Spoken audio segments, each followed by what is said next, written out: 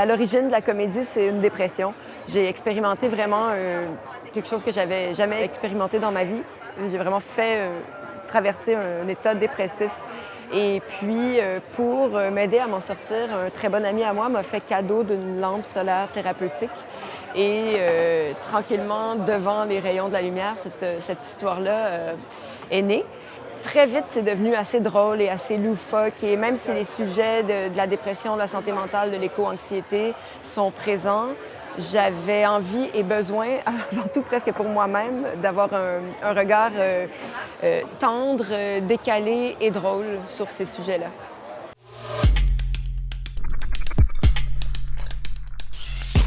C'est important pour moi de parler d'amour. Je suis pas une grande fan de comédie romantique. Dans la vie, là, c'est pas un genre qui m'interpelle particulièrement. Puis même, je trouve qu'il y a de la romance dans le film, puis il y a de la comédie, mais il y a aussi du drame familial, il y a du film catastrophe. C'est comme un film qui navigue entre plusieurs tons, puis même plusieurs genres de films. Puis c'était un peu voulu quand même, ça, de représenter un peu l'état intérieur de mon personnage qui est assez chaotique, qui comprend plus le monde dans lequel il vit, puis à la limite, il comprend même pas le film dans lequel il est. Peut-être un truc comme ça qui m'intéressait.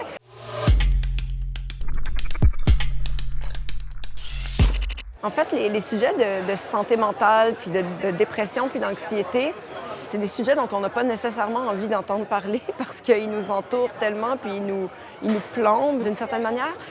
Moi, je pense que je commençais à en sentir une responsabilité, entre autres de parler de la crise climatique. Je lis des livres de philosophes, de scientifiques, j'écoute des podcasts sur le sujet, puis beaucoup d'entre eux s'entendent pour dire on a besoin des artistes. Il va y avoir une vraie importance, une parole qui doit être prise par les artistes, par les cinéastes, les musiciens, tout le monde, pour participer à raconter, disons, un nouveau monde, dans quel monde on peut inspirer ou dans quel monde on peut aller, puis affronter ces sujets-là. Ça fait partie de notre responsabilité. Donc, j'ai essayé de le faire. C'est 50% des gens dans les pays industrialisés qui souffrent de problèmes de santé mentale.